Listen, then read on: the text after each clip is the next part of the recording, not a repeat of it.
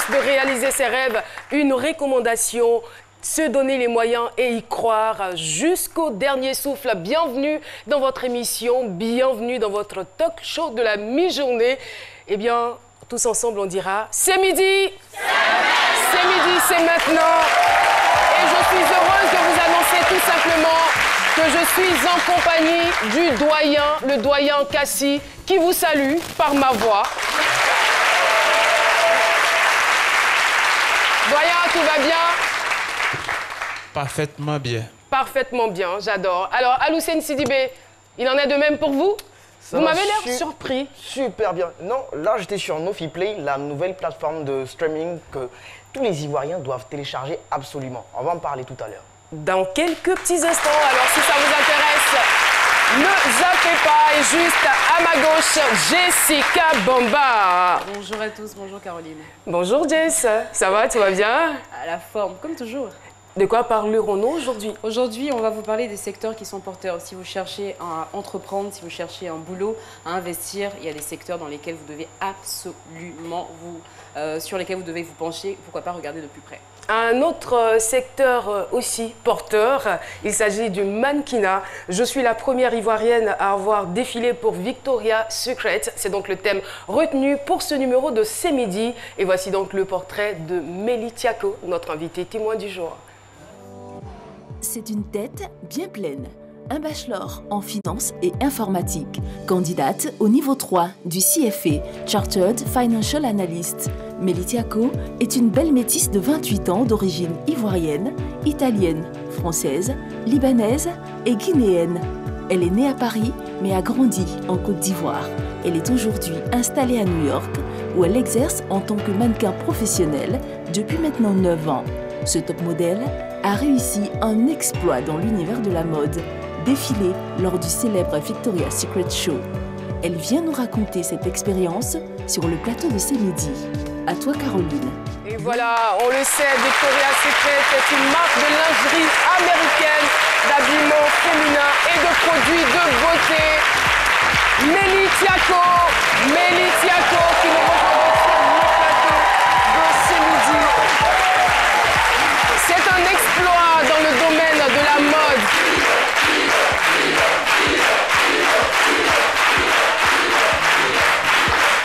Non, je ne suis pas d'accord. Je ne suis pas d'accord. Il a ravi la vedette à notre invité. Philo, il faut sortir, tu vas refaire ton entrée. Non, mais si tu permets. Ouais, on va plutôt faire. Voilà, parce que Philo, venez s'il vous plaît. Les gens, ils n'ont rien compris au fait. D'accord. Moi, je n'ai pas compté avec ce qu'ils sont en train de dire. C'est mon enfant qui est là, qui a réussi. Donc, c'est lui, on a appelé. Donc, c'est lui que vous doit applaudir. C'est le père de Mélie Tiako. Voilà. Merci d'applaudir Mélie Tiako, s'il vous plaît.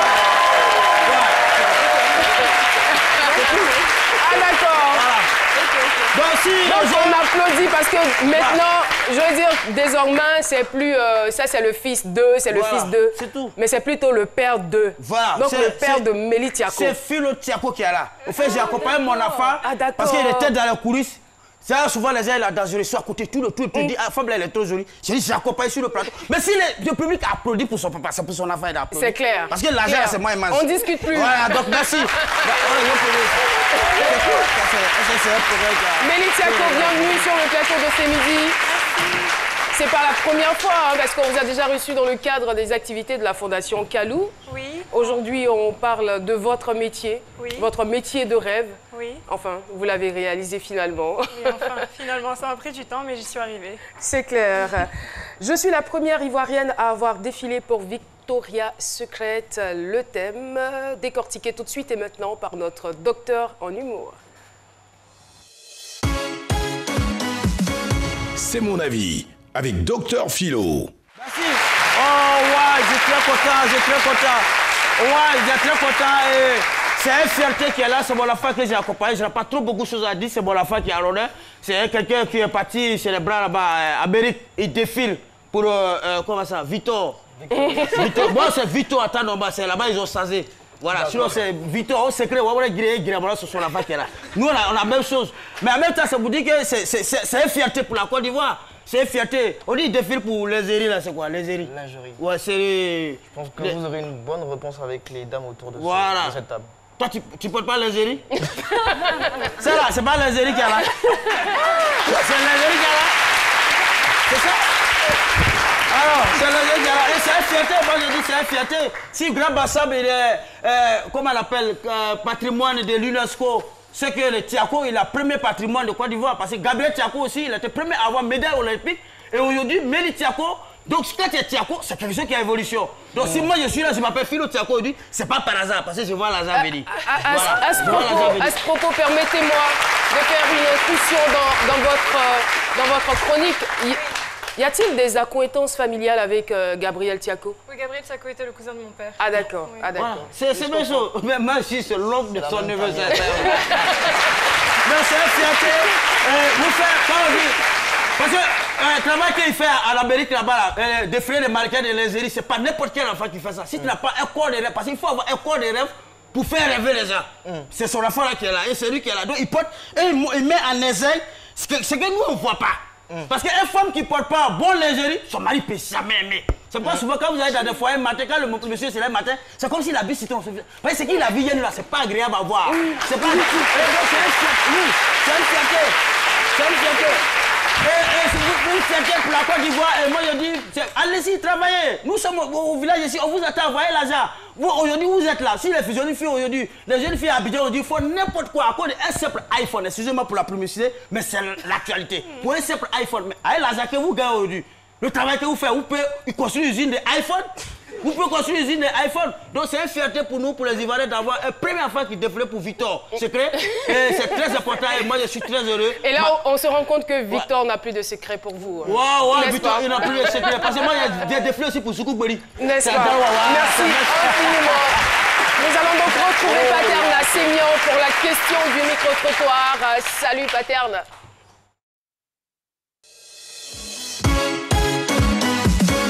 Le micro-trottoir avec Chris Paterne-Assémian.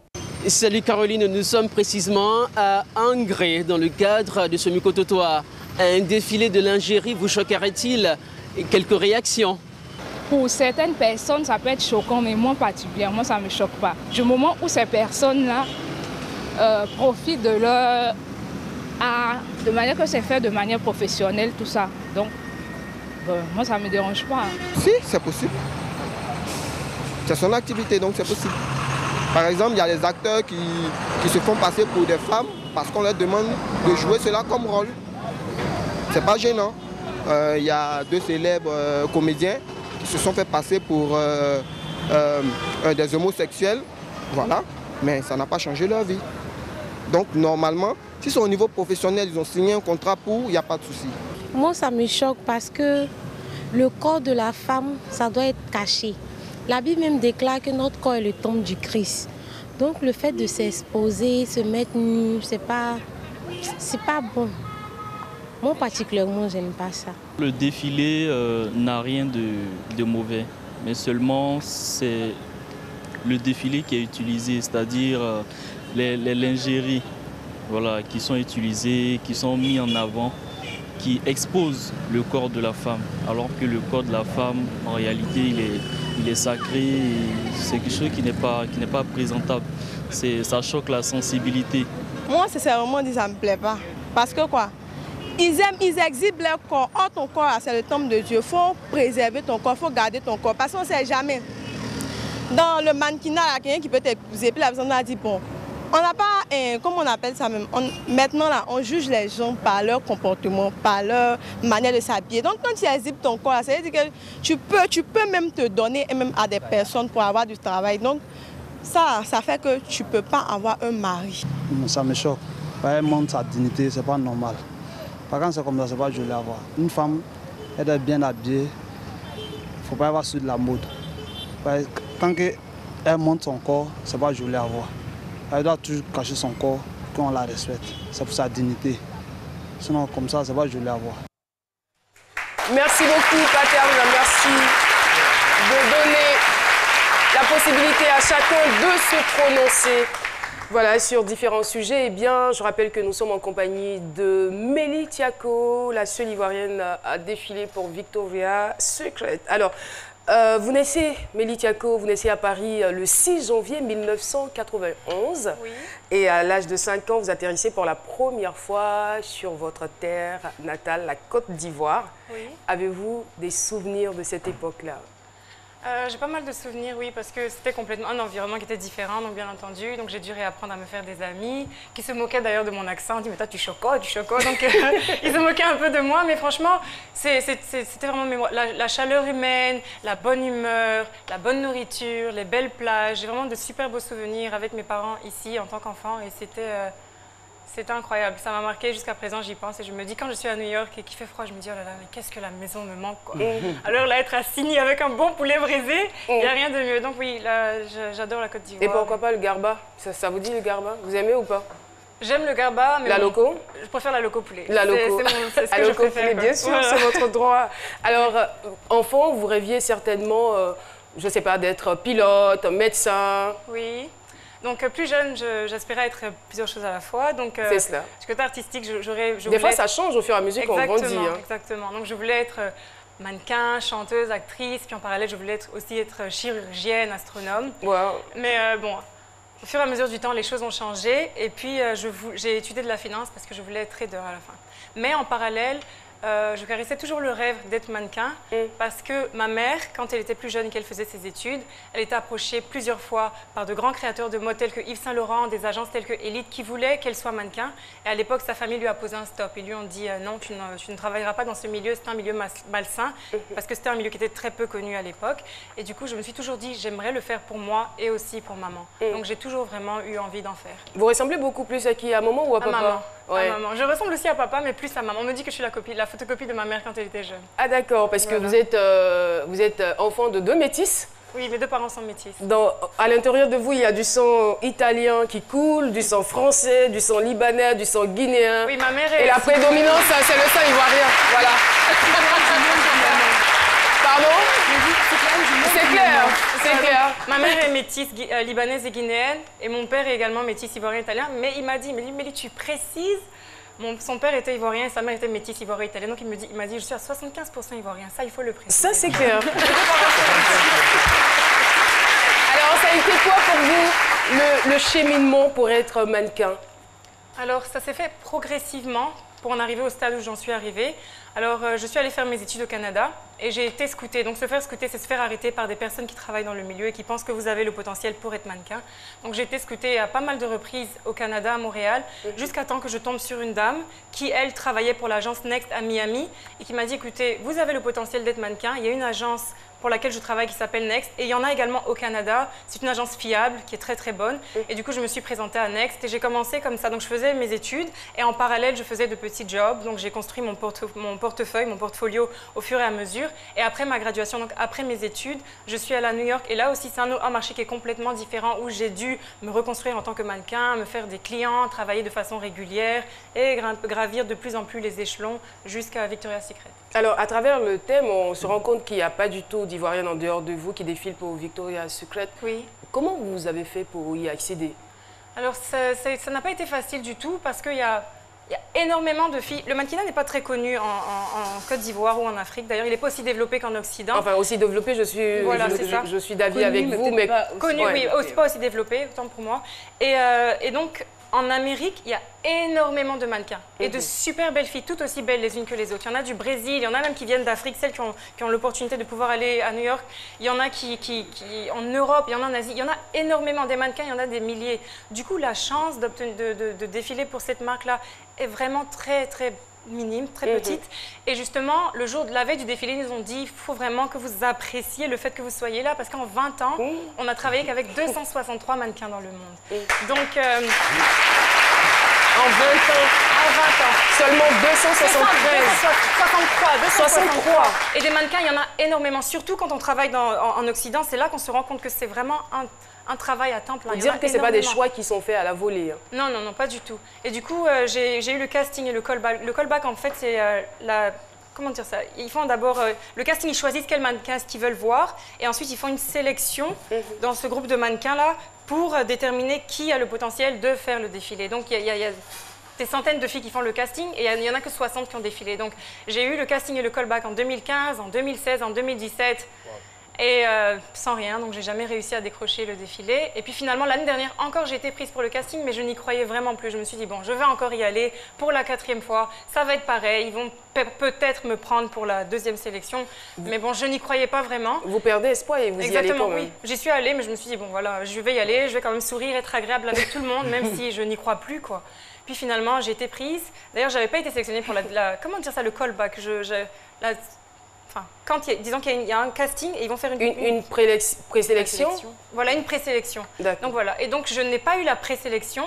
Et puis quelques jours plus tard, mon agent me dit « Ah non, finalement, ils t'ont rajouté dans la liste du callback. » Je me suis dit « Bon, bah encore. » Donc je vais y aller. Et puis j'y suis allée, j'ai quand même gardé le sourire. Et puis après, j'y ai plus pensé du tout. Et là, justement, où je m'y attendais le moins, j'ai reçu la confirmation de mon agent qui me dit « Mélie, cette année, c'est bon, ça a confirmé. » J'étais tellement heureuse. Quand on a poursuivi un rêve, on a poursuivi un objectif et on finit par l'atteindre, comment est-ce qu'on se sent? J'y croyais vraiment pas. Je pense que je n'ai réalisé les choses vraiment qu'une semaine avant le défilé, quand j'ai eu à essayer mon vêtement.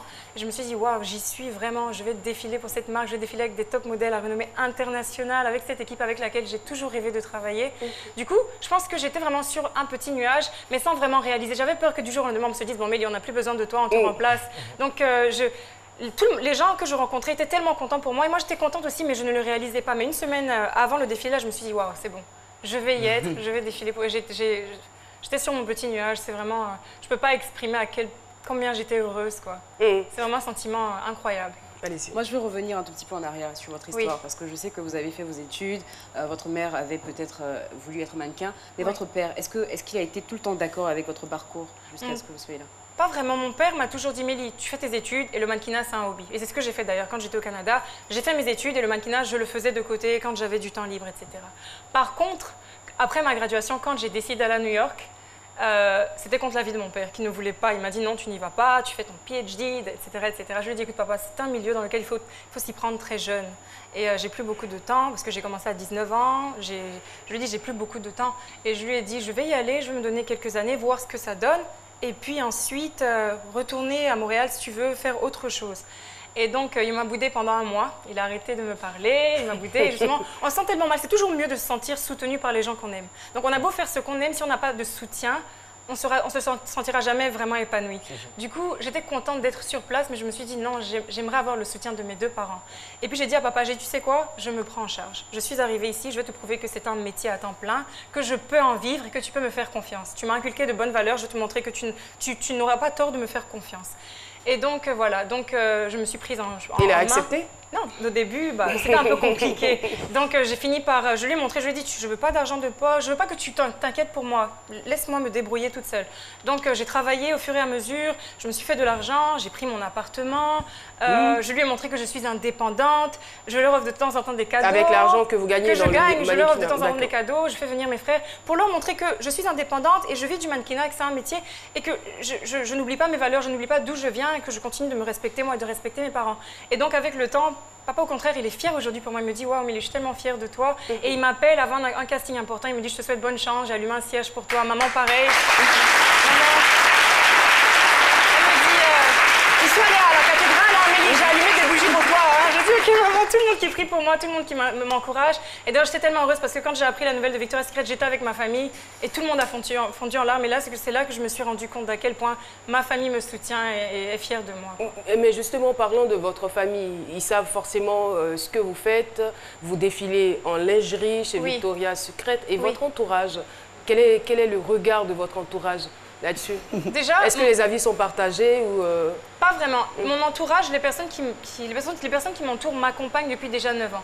Donc, ce sont des personnes qui s'intéressent à la mode. La mode, c'est la beauté. La mode, c'est le vêtement. C'est aussi la lingerie. D'ailleurs, concours Miss Côte d'Ivoire commence en tenue traditionnelle, tenue de soirée. Et il y a aussi le maillot de bain. Donc, ça fait partie de la mode, ça fait partie de mon milieu. Et donc, les personnes qui m'entourent et qui m'encouragent depuis 9 ans se sont imprégnées un peu de tout ça et savent ce que ça représente, savent ce qu'est le mannequinat, savent ce que ce défilé la représente pour un mannequin. Et du coup, tout le monde m'encourage. J'ai pas eu d'avis positif, rien du tout. Par contre, c'est clair que d'autres personnes ne connaissent pas aussi bien ce domaine-là et ont tendance à juger plus facilement. Mais bon, de toute façon, c'est un milieu...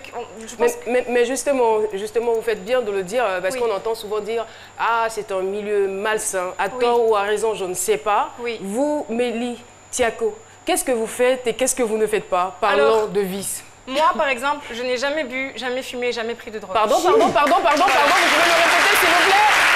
Pardon? D'accord, vous allez me répéter après les applaudissements. Pardon, j'ai pas bien entendu. Donc ma mère est pareille, ma mère non plus. Non, et mes sœurs aussi. Vous dites? Oui, donc on vous le tient. n'avez jamais? Je n'ai jamais bu, je n'ai jamais fumé, jamais pris de drogue, bu d'alcool.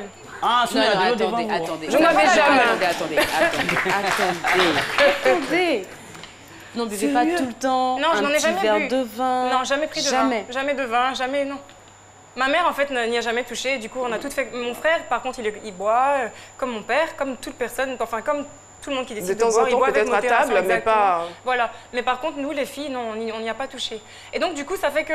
Et mes parents m'ont inculqué aussi certaines valeurs. Du coup, quand on travaille dans un milieu comme ça, et que l'on sait ce qu'on vaut et d'où l'on vient, on ne le sait, et qu'on a une bonne tête sur ses épaules, on ne se laisse pas influencer par certains vices. Moi, je suis venue, je sais quel est mon objectif, je sais ce que j'ai envie de faire, ce que j'ai envie de devenir.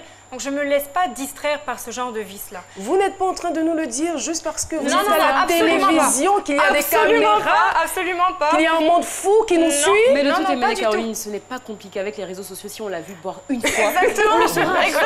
Et moi, je vous crois. Non, mais vraiment. Et du coup, j'ai remarqué aussi quelque chose, c'est que les filles qui commencent le mannequinat autour de la vingtaine sont des filles qui sont déjà suffisamment matures et donc qui savent ce qu'elles viennent chercher en allant soit en Europe, soit en Amérique. Par contre, les filles qui commencent le mannequinat très jeunes, vers 13-14 ans, c'est des filles qu'on a pris un peu de leur nid et du coup, c'est des filles qui se cherchent encore, qui ont tendance à sortir beaucoup, à boire et à se laisser influencer. Mais je pense que quand on a un certain âge et qu'on a une certaine éducation et qu'on sait quelles sont ses valeurs, on ne se laisse pas influencer. Et du coup, moi, je me suis toujours... En tant que mannequin, je pense qu'il est important de se tenir correctement également et de se comporter de façon professionnelle. Quand je vais à un shoot, je montre que je suis là pour travailler, je ne suis pas là pour autre chose. Donc je n'ai jamais eu de proposition indécente ou quoi que ce soit. Ça m'est juste arrivé une fois et encore où j'ai eu un shoot pour un catalogue et le photographe m'a dit « Je suis vraiment très belle et j'aimerais travailler avec toi après, j'aimerais faire des photos pour mon book, des photos beauté. » À la fin, il me dit « Est-ce que tu peux te mettre en lingerie ?» Je lui ai dit « Non. » Je suis venue pour shooter le catalogue, m'avait proposé des photos beauté, on fait des photos beauté et ça s'arrête là. Et donc c'est vraiment la seule proposition indécente que j'ai eue, mais à part ça, je pense que quand on se tient bien, les personnes en face de nous savent nous respecter. Avoir une belle plastique, être au sommet de son art, être très très belle en fait pour rejoindre la plastique et avoir des valeurs, franchement, j'ai envie de dire, vous avez réussi votre vie. Chapeau. Merci. Je vous passe la parole, le doyen. Je sens que ce témoignage vous plaît. Oui, je le sens. Bien sûr, j'admire beaucoup le dévouement de notre invitée et je suis content pour elle parce qu'elle a atteint l'objectif. Elle a réalisé le rêve qu'elle faisait depuis longtemps. Mais je veux profiter de cette occasion pour donner un conseil à nos jeunes. La beauté, ça paye. L'élégance, ça paye. L'éloquence, pour ne citer que ça. Nous avons, chacun de nous a en lui au moins un talent plus ou moins caché. Le malheur, c'est de l'ignorer à vie. Donc, je demande à nos jeunes de chercher à détecter leur talent les jeunes filles et à les exploiter. Pas seulement et les à jeunes toujours filles. poursuivre leur rêve avec conviction, bien sûr, avec conviction, persévérance avec et avec courage. Et ne pas prendre un nom. Ah oui, un nom pour un nom général. Moi, je viens intervenir, je dis au-delà de ce que le Sage a dit, on va pas rapidement, je ne vais pas revenir sur la question de l'alcool ou tout ça. C'est vrai que Jessica disait non, si on boit les réseaux sociaux, moi, nous, on est là, on a des tests même pour voir si quelqu'un boit ou pas. Mais je ne vais pas faire ce test ici. Je vais pas faire ce test ici. Mais je veux savoir, quand vous dites, les parents vous appellent, je vais vous faire revenir à la première fois où vous avez été sélectionné pour défiler. Quand vous dites que votre papa vous appelle avec cette fierté, mais vous-même là, quelle était votre fierté? Vous étiez animé de quel sentiment de fierté personnellement? J'y croyais une fierté parce que vous allez avoir de l'argent. De fierté. Voilà. En fait, parce que le papa, il est fier de vous. Ça va, mais vous êtes fier de quoi? Sur vous-même, l'auto-fierté en vous. C'était quoi? Avant de...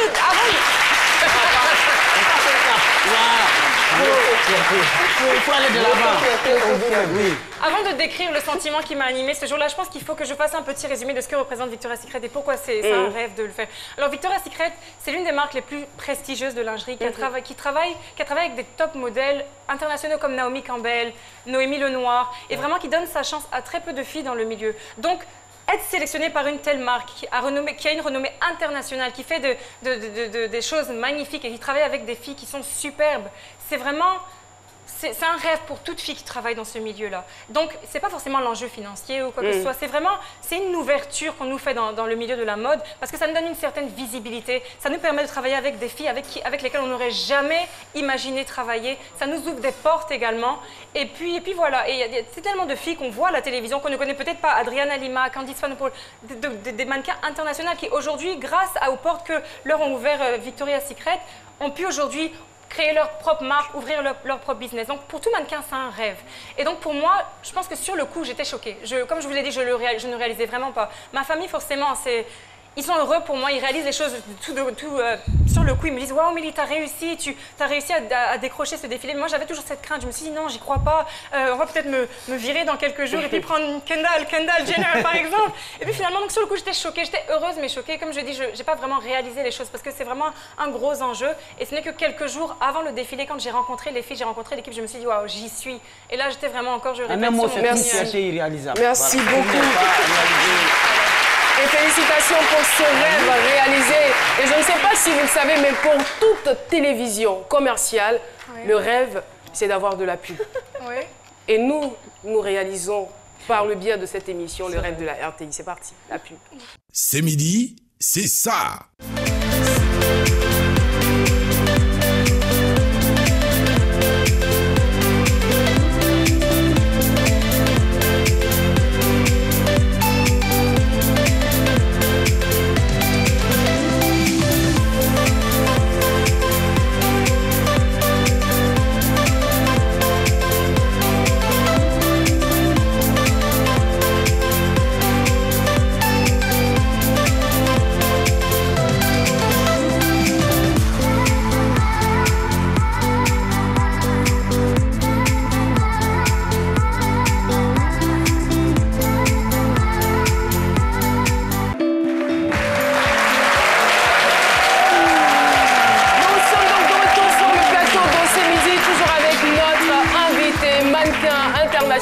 Qui défile pour de grandes marques, on va dire américaines aujourd'hui. Eh bien, lorsqu'on échangeait avec vous, on s'est rendu compte que vos parents étaient très à cheval sur certaines valeurs et aussi sur les études. Oui. Où est-ce que vous en êtes exactement au niveau des études? Alors en 2013, j'ai gradué, donc j'ai obtenu un bachelor en finance et en informatique. Et depuis que je suis à New York, je passe en parallèle le CFA, qui est c'est une certification. En fait, le CFA, je le comparais par exemple au barreau. Et donc, c'est un ordre des professionnels de la finance qui se spécialisent dans la gestion de portefeuille et dans l'investissement. Et c'est un examen qui se passe en 3 niveaux, et à raison d'un examen par an, et à plus d'échecs que de succès. Et cette année, j'en suis à ma dernière année. Du coup, une fois que je l'aurai obtenu, j'estime avoir... Qu'est-ce que vous allez en faire alors? Pour moi, c'est une bonne question, mais pour moi, c'est important pour moi d'avoir autant de backup que possible. Donc je me dis, ok, j'ai mon bachelor, j'ai mon CFA. Le CFA, c'est très dur à avoir. Et puis, c'est une certification quand même qui est prestigieuse, elle aussi, dans le domaine de la finance. Du coup, je me dis, c'est bon de l'avoir. Maintenant, est-ce que je travaillerai dans la finance ou pas? On verra bien. Pour l'instant, je vis de ma passion. J'essaie de mettre de côté pour pouvoir investir demain. Et puis, mon diplôme me servira certainement. On verra. Yes. Ok, revenons au mannequinat. Oui. Pour beaucoup de personnes, c'est juste une jolie fille, très très belle, qui défile. Oui. Quel est le travail qui se fait réellement en amont? Qu'est-ce que ça demande comme sacrifice, comme exercice? Ça demande beaucoup de sacrifices déjà. Vivre loin de sa famille, pour la plupart des filles qui viennent d'Afrique ou d'Amérique latine ou d'Asie, sont des filles qui quittent le cocon familial pour aller dans une ville énorme, là, comme on appelle The Shark City, la ville la ville des requins, quoi, où tout le monde se bat pour réussir. Et donc, c'est un sacrifice déjà que de quitter sa famille pour aller vers l'inconnu. Et puis, le mannequinat en tant que tel, c'est un métier qui est très difficile. Il ne s'agit pas juste d'être jolie. Des filles qui sont belles, il y en a partout. Et on en rencontre même ici, il y a des filles canons partout. Beaucoup. Mais par contre, il faut vraiment trouver la bonne agence. Et quand on trouve une bonne agence, c'est-à-dire une qui a de très bons clients, parce que dans une agence, il y a plusieurs bookers, il y a plusieurs agents qui vont se charger de la carrière des mannequins. Il faut que notre booker ait suffisamment confiance en nous pour nous présenter aux bons clients, pour développer notre book de façon appropriée, afin qu'on ait une certaine balance entre tout ce qui est magazine, fashion week, le commercial pour se faire de l'argent, etc., etc. Donc, il faut avoir déjà la bonne agence, il faut avoir le bon booker qui croit en nous. Et même si notre booker croit en nous, ça ne veut pas dire que le client qu'on a en face va croire en nous de la même manière. Donc ça veut dire que moi, je suis allée déjà à de gros castings et puis finalement, les clients ont pris d'autres filles. Et rien ne nous garantit qu'on va réussir à décrocher un contrat, qu'on va réussir à travailler pour telle ou telle marque. Il faut vraiment être accompagné. Une fois qu'on est accompagné, on se présente et puis il faut y croire. Et je sais que dans tous les domaines, il y a des hauts et des bas. Oui. Vous, ça a été quoi le plus mauvais souvenir de votre carrière? Je ne dirais pas que j'ai vraiment de mauvais souvenirs en particulier parce que j'ai eu la chance quand même de travailler de façon régulière. Il y a des fois où je n'aimais pas forcément ce que je faisais, j'aurais préféré faire autre chose, j'aurais préféré être mieux, mais quand même je travaille, c'est le plus important. Il y a des filles qui ne travaillent pas du tout. Il y a des filles qui sont endettées vis-à-vis de l'agence parce que quand tu viens dans une ville qui t'est étrangère, l'agence te loge et l'agence donc paye ton loyer et il te revient à toi de rembourser. Mais si tu ne travailles pas, comment est-ce que tu rembourses? Donc je ne vais pas non plus me plaindre, je n'ai pas de... Donc vous relativisez en fait. Voilà, exactement. J'apprécie, je suis vraiment reconnaissante pour tout ce qui m'est arrivé. Et puis voilà, j'ai pas forcément de mauvais souvenirs. Je suis reconnaissante tout simplement. Et moi, je suis très contente de vous l'entendre dire. Sur ce, nous allons recevoir Paulus Agathon pour les réactions des téléspectateurs. Vos réactions nous intéressent avec Paulus Agathon.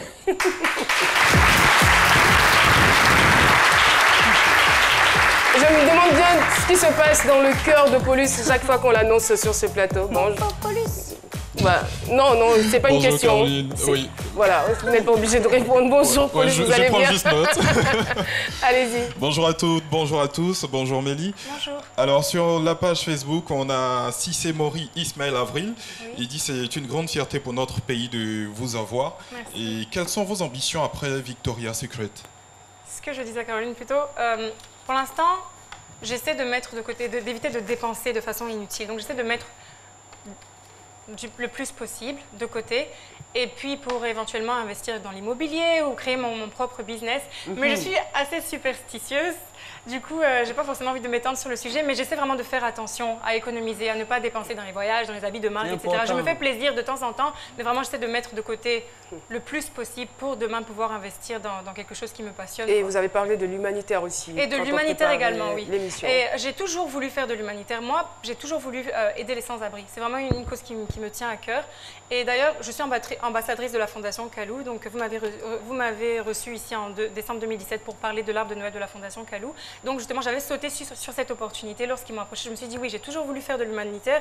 Ils m'approchent pour une cause qui me tient à cœur également. Et plus tard, donc, j'aimerais également avoir ma propre fondation et aider également les gens et surtout les sans-abri. C'est très bien. Ensuite, John Lewis Badi qui dit « Je suis très impressionné que vous soyez au niveau 3 du CFA, mais est-ce que cette passion pour la mode, vos activités n'empiètent pas sur vos études ?»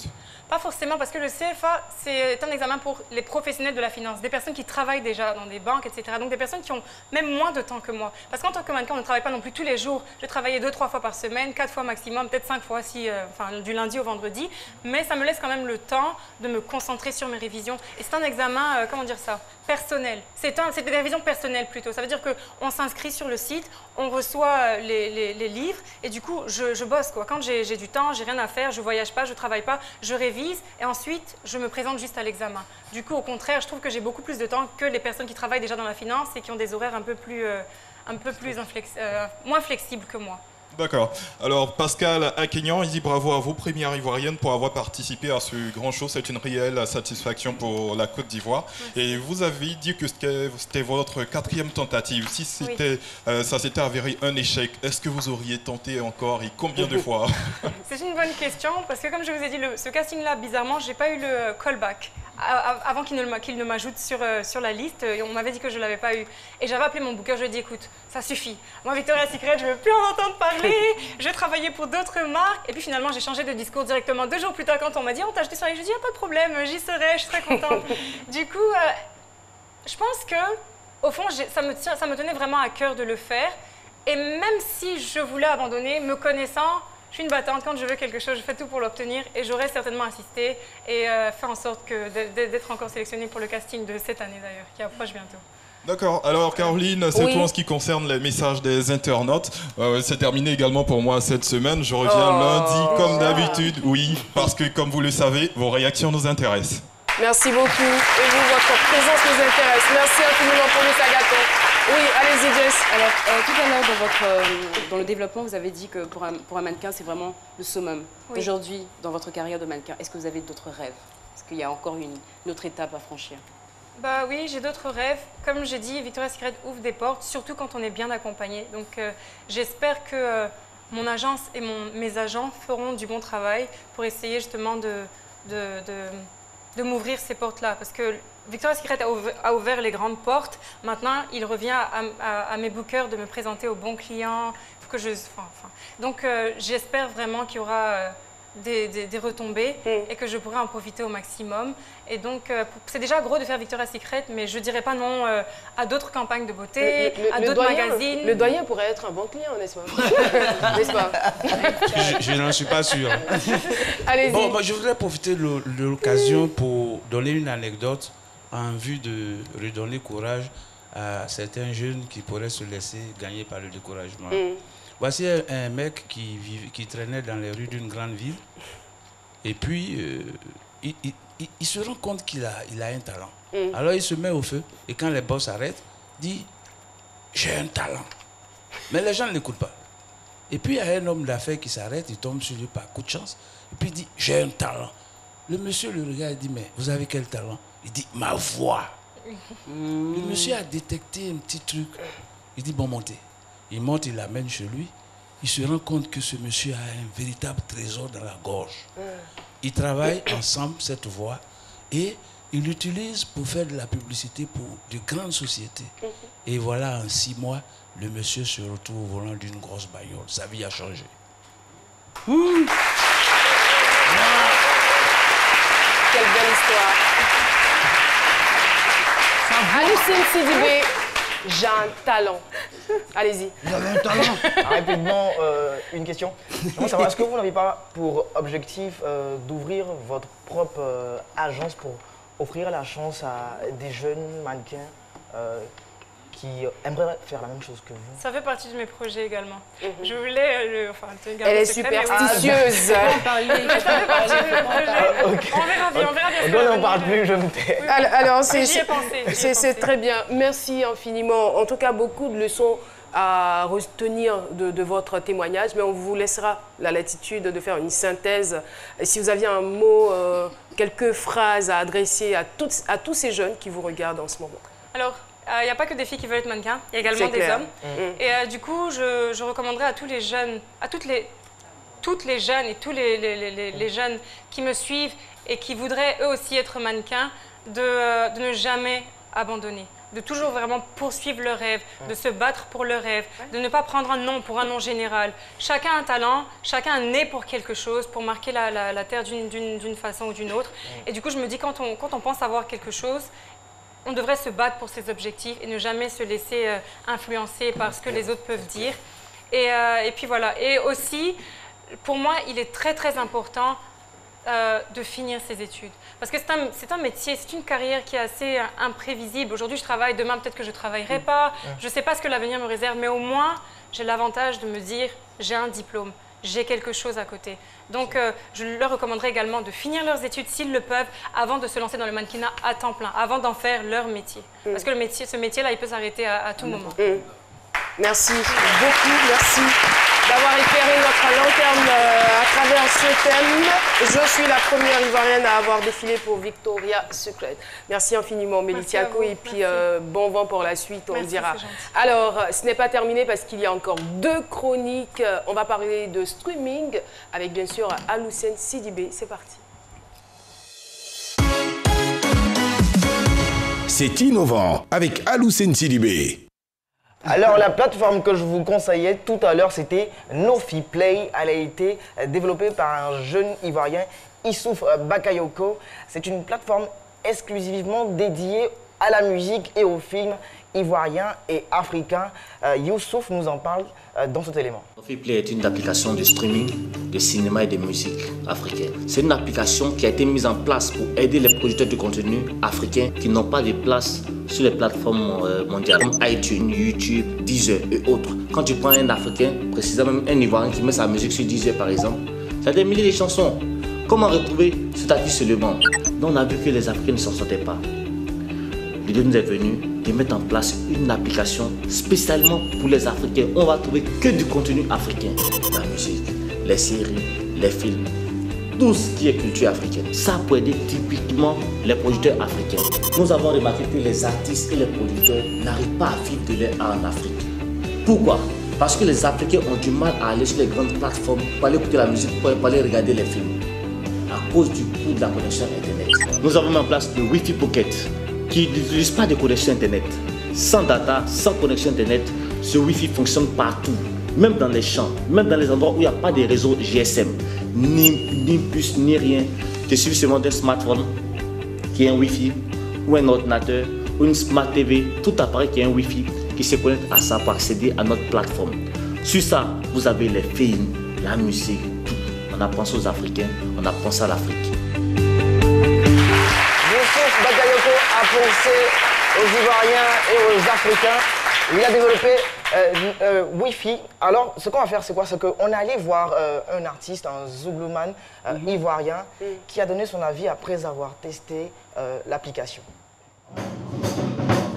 Moi, je pense qu'avec un tel logiciel qui permet à l'artiste de pouvoir se vendre et de pouvoir normalement se faire connaître en live, moi, je vous encourage dans ce sens et j'encourage tous les artistes qui participent. Alors, c'est une application que je vous invite à télécharger au max, car c'est un Ivoirien qui l'a développé.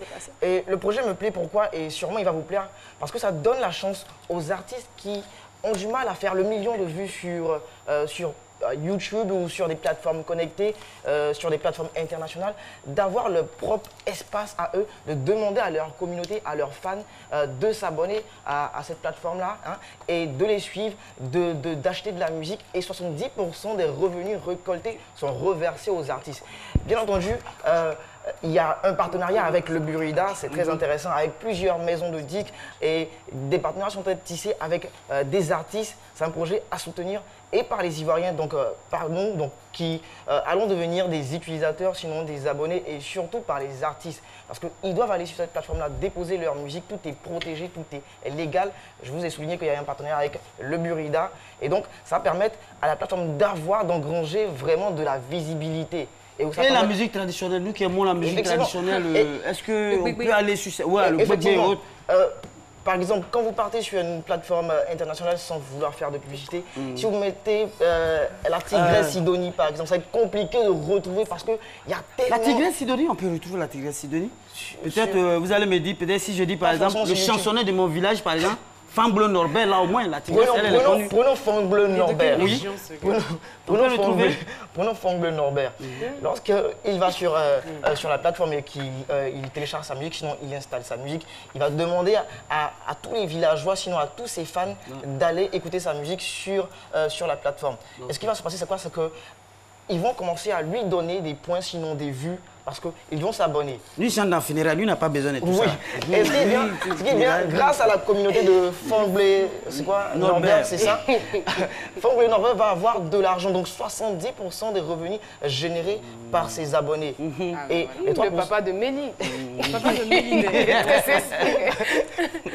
Alors, donc c'est Nofi Play, je vous invite au max à aller télécharger, à aller soutenir. C'est un projet ivoirien, donc c'est un projet africain qui a été développé pour soutenir les artistes ivoiriens, les artistes africains. Au-delà de la musique, on a même des films qui sont, je dis quoi, regardables, sinon téléchargeables sur la plateforme. On a Youssouf qui est en plateau avec son équipe, avec son développeur. Il est là, il va se lever, on va lui faire un coucou. Ah, Youssouf est là. Bravo. Pour terminer, oui, c'est lui. Pour terminer, on va faire aussi un coucou à Madame Liliane Vallée qui est à la Fondation Jeunesse Numérique, qui se bat pour cette jeunesse-là créative, cette jeunesse-là qui trouve des solutions pour vraiment faciliter le quotidien des Ivoiriens. Merci beaucoup à Lucène Sidibé. Et voilà, nous allons passer à une autre chronique, cette fois-ci celle de Jessica Bamba. C'est quoi ton job? On la retrouve juste après cette pause de publicité.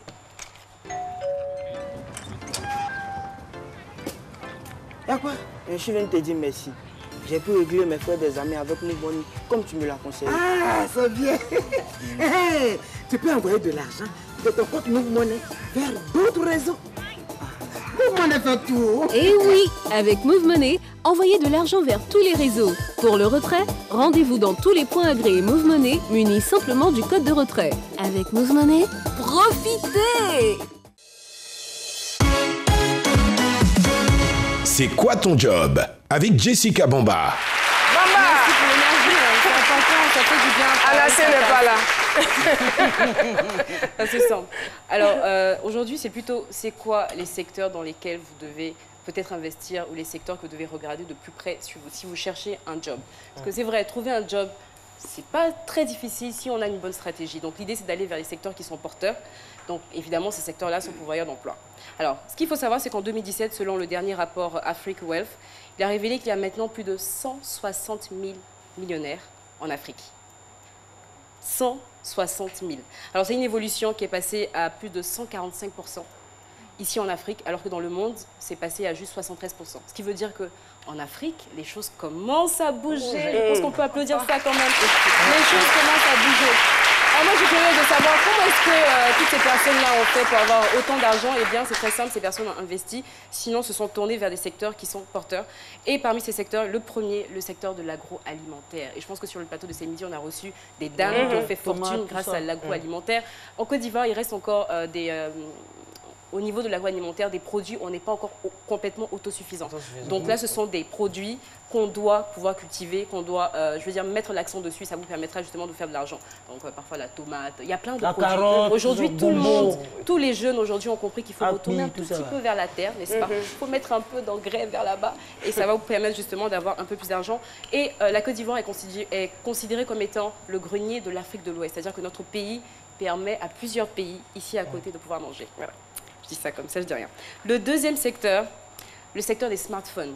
À l'époque, il fallait avoir minimum 300 000, 400 000 francs pour avoir un smartphone. Aujourd'hui, c'est différent. Sur ce marché, on a des smartphones à partir de 50 000, 70 000. Parce qu'aujourd'hui, il y a énormément de petites marques qui sont venues s'installer en Afrique. Parce que le continent africain est le deuxième continent porteur en termes de smartphones après l'Asie. Donc ça, c'est quand même impressionnant. Aujourd'hui, vous voyez, quand vous allez sur le marché, il y a énormément de petites marques et tout le monde s'arrache les smartphones comme des petits pains.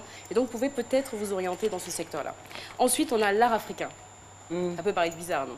L'art africain. En 2014, une collection d'art antique du Mali, du Gabon, du Congo aurait été vendue à New York à 41 millions de dollars. Wow. 41 millions de dollars. Quand je pense à toutes ces pièces qui sont peut-être dans mon village à Bundiali, qui sont des pièces authentiques et qui pourraient véritablement se vendre en Europe, aux États-Unis, je me dis il y a vraiment quelque chose à faire. Et les antiquaires se font énormément d'argent. Parfois, il y a des sortes de petites pierres. On se dit que ce sont des petites pierres qui ont une histoire, qui ont peut-être 50 ans d'existence et qui se vendent comme de petits pains. Le moment est venu pour moi de chercher mon ticket. Voilà, Bundiali. Il faut aller regarder là-bas. Non, attention, attention, mais à ne pas aller pardon, on a plus beaucoup de temps, très rapidement, en une phrase. Oui, faut je suis désolée. Hein. Oui, non, très rapidement, le dernier, l'immobilier. Aujourd'hui, quand vous voyez le nombre d'immeubles, le nombre de commerces qui s'ouvrent, on se rend bien compte que l'immobilier, comme on dit, ça pourrit jamais. Donc, pensez à merci beaucoup, Jessica Bamba. Eh bien, nous saluons l'Association des jeunes entrepreneurs pour le développement de Grand Maurier. C'est à quelques kilomètres d'Agboville. Merci de votre présence dans ce studio. Merci beaucoup. Le responsable est M. Akaboni. Venez nous voir de temps en temps. Le fan club, c'est midi. J'en fais partie d'ailleurs. Merci beaucoup, merci encore à vous, Tiako, d'être venu nous donner votre témoignage. Le numéro de téléphone, le 22 01 0000. Appelez et participez à cette émission. On a été très heureux de vous la présenter. Rendez-vous demain pour la finale. Au revoir.